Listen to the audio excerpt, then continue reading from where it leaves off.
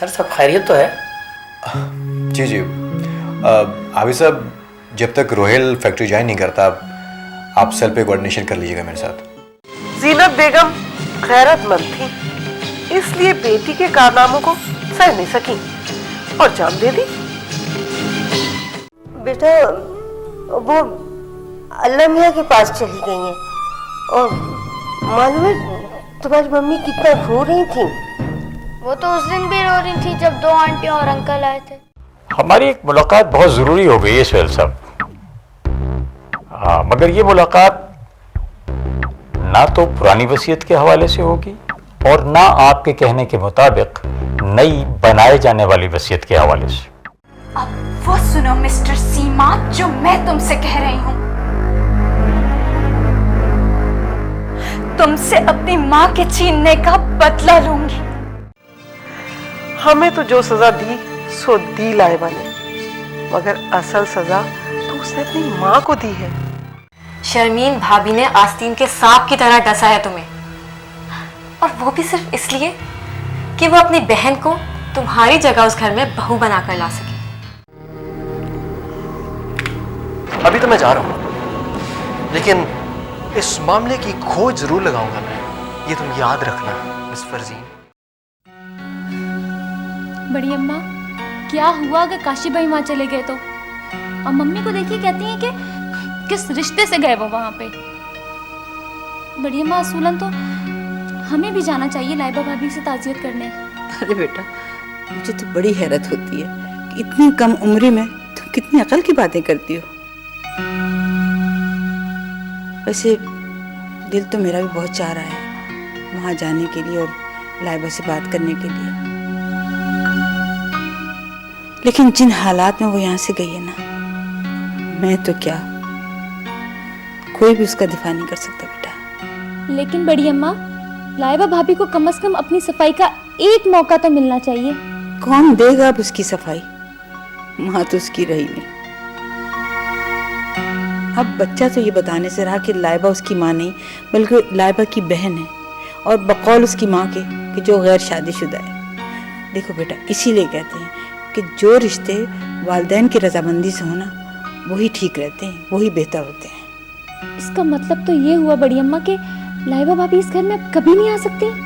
अल्लाह ना करे बेटा, मेरी दुआएं तो अब भी उसके साथ हैं। बस अल्लाह वही करे जो हम सबके हक में बेहतर हो। लेकिन असल फैसला तो रोहेल को करना है, चाहे वो सजा दे या माफ कर दे अपनी बीवी को। वैसे काशिफ को मैंने वहां जाने से खुद रोका है। क्यों बड़ी अम्मा? इसलिए बेटा कि मारने वाले का हाथ तो रोका जा सकता है, जुबान नहीं।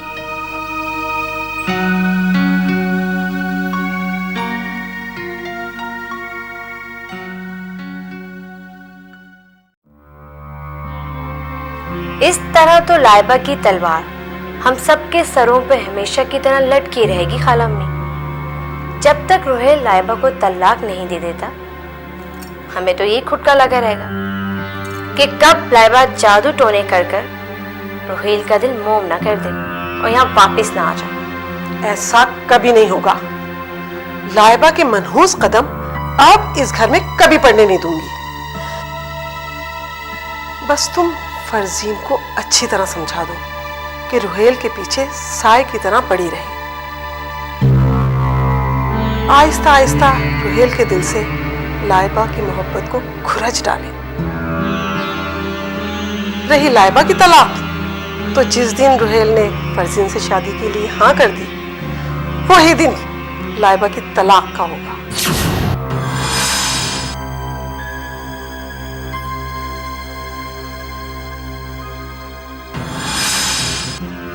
कम से कम अब मैं लाइबा को किसी कीमत पर इस घर में आने नहीं दूंगी।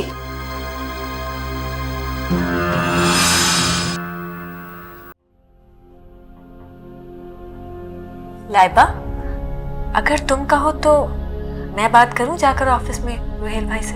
नहीं, अब इसकी कोई जरूरत नहीं है। आसमान से चांद तारे तोड़कर लाने के दावे करने वाला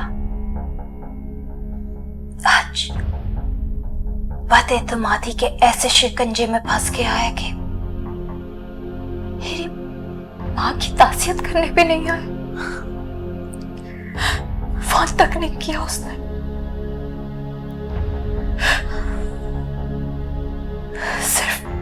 सिर्फ मैं मोहब्बत नहीं करती थी उससे, वो भी करता था।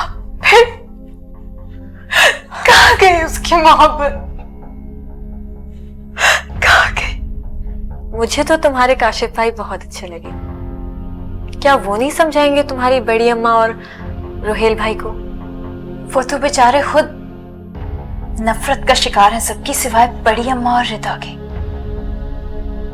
क्या सुनी होगी किसी ने उनकी, बल्कि रुस्वा किया होगा उन्हें यहां आने की पादाश में।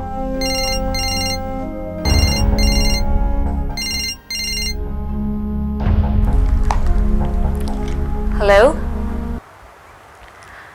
आप कौन? अच्छा, 1 मिनट होल्ड करें, अभी बात कराती हूँ। लाइबा तुम्हारा। किसका फोन है? पता नहीं, कोई खातून है, कह रही है तुम्हें ही बताएंगी। हेलो। हेलो लाइबा, कैसी हो? यकीनन अपनी माँ की मौत और मोहब्बत के लुट जाने का मातम मना रही हो।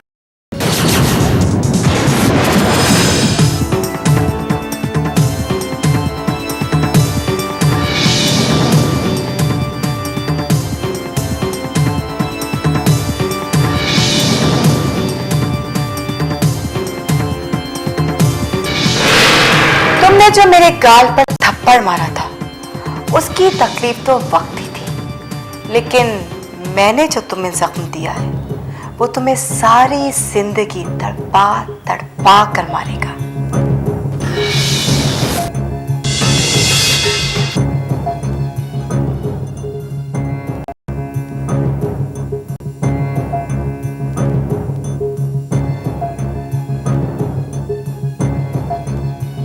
लाइबा, लाइबा क्या हुआ? किसका फोन था लाइबा? अरे बताओ तो सही, क्या बात है, क्या हो गया, रो क्यों रही हो? क्या हो गया, किसका फोन था लाइबा? रोना तो बंद करो। अच्छा बताओ क्या हुआ, बात क्या है? रो नहीं, बताओ तो सही कि फोन किसका था?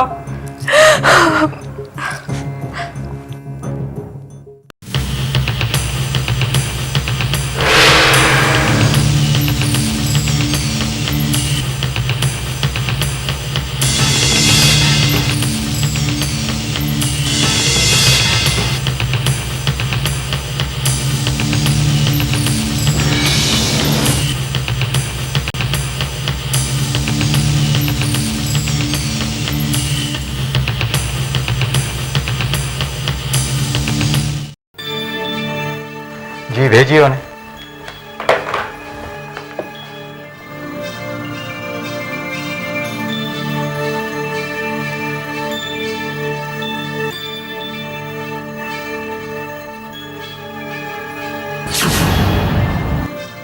मैं कम इन वकील साहब? आइए आइए सोहेल साहब।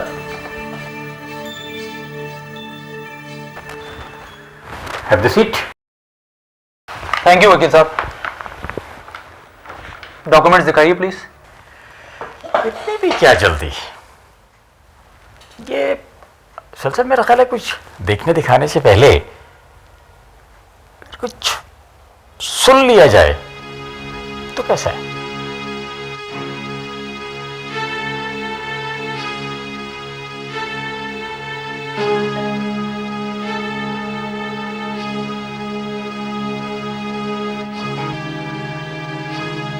अगर आप चाहें तो सब कुछ मुमकिन हो सकता है।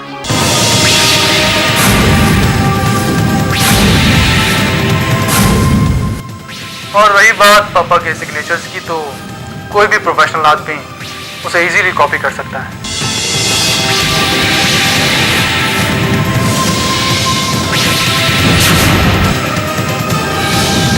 और बात अगर बड़ी अम्मा के सिग्नेचर की है तो उनके सिग्नेचर लेना मेरे लिए कोई मसला नहीं।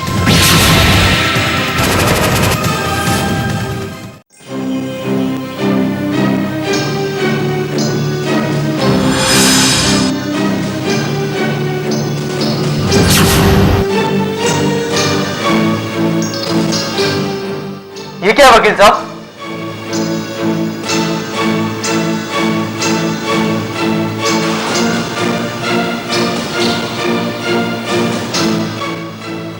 हम मेहनत ना करें सुहेल साहब, ये तो कॉपी है, ओरिजिनल तो मेरे पास महफूज है।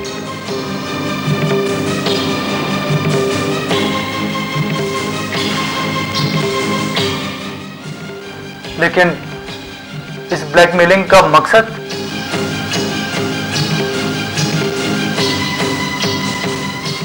ये प्रोफेशन ही है सर,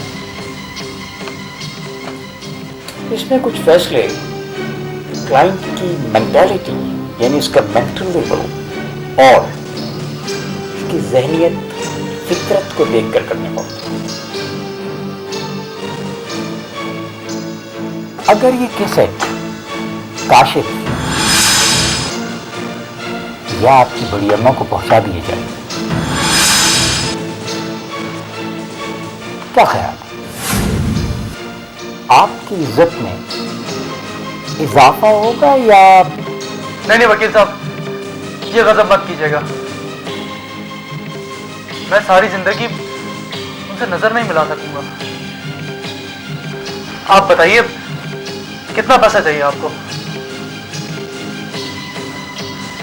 लेकिन उससे पहले आपको ओरिजिनल कैसेट मुझे देनी पड़ेगी। मैं आपकी तरह कम ज़र्फ नहीं हूं सोहेल साहब। मेरे बेटे को जिस अल्लाह ने बीमारी दी है, अगर उसकी जिंदगी है तो वही उसे शिफा भी देगा। आप इसे मेरी दरख्वास्त समझें, हुक्म या वार्निंग समझें, लेकिन ये सुन लें कि आइंदा इस किस्म की कोई हरकत मत कीजिएगा।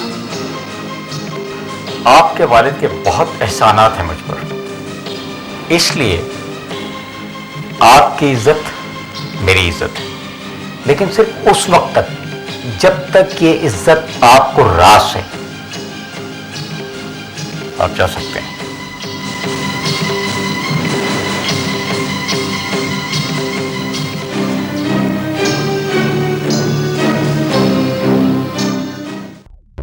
काम करने वाले सवाल जवाब नहीं किया करते। तुमने करना ही क्या है? सिर्फ ब्रेक ही तो फेल करनी है। और इस काम के मैं 50,000 रुपये लूंगा, वो भी एडवांस। तुम उसकी फिक्र मत करो, पैसे तुम तक पहुंच जाएंगे। लेकिन इस बात की क्या गारंटी है कि वो बचेगा नहीं? नहीं बचेगा वो, असलम कह रहा।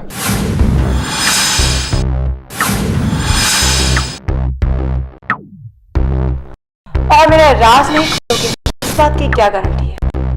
असलम रोजाना 10 लोगों के अकाउंट खोलता है और अकाउंट नंबर भूल जाता है।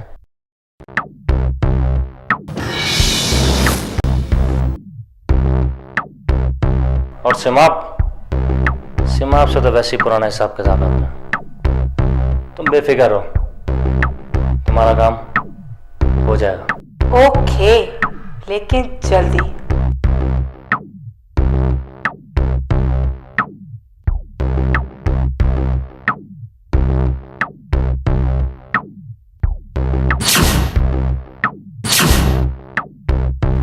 पैसों के लिए तो असलम ने अपने बाप को मार दिया।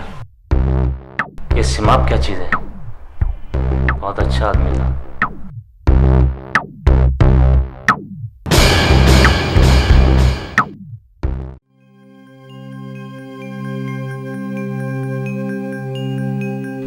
आपके कहने के मुताबिक मैंने उन्हें सब कुछ समझा दिया है। खासे खौफजदा नजर आ रहे थे। सर एक बात मेरी समझ में नहीं आई कि आप सब कुछ जानते हुए भी हर बार उन्हें ढील क्यों दे देते हैं? वकील साहब, जब घर के लोग एक दूसरे के जानो माल के लुटेरे बन जाएं तो फिर उनके शर से बचने के लिए सिर्फ 2 ही रास्ते रह जाते हैं। थाने के चले हुए चक्कर में पड़ के दुनिया को हंसने का मौका दिया जाए, या फिर होश में रहते हुए कोई ऐसा स्टेप लिया जाए कि घर की बात घर में रहे और किसी की मनफी सोच को वक्ती खौफ से पॉजिटिव किया जाए। और मैंने दूसरा रास्ता चुना है। सर रियली आप वाकई बहुत ग्रेट। आई होप कि इंशाल्लाह एक न एक दिन सोहेल साहब को अपनी गलतियों का एहसास हो जाएगा। इंशाल्लाह। सर ये मैंने कोर्ट में डॉक्यूमेंट्स जमा करा दिए थे, ये उनकी कॉपी।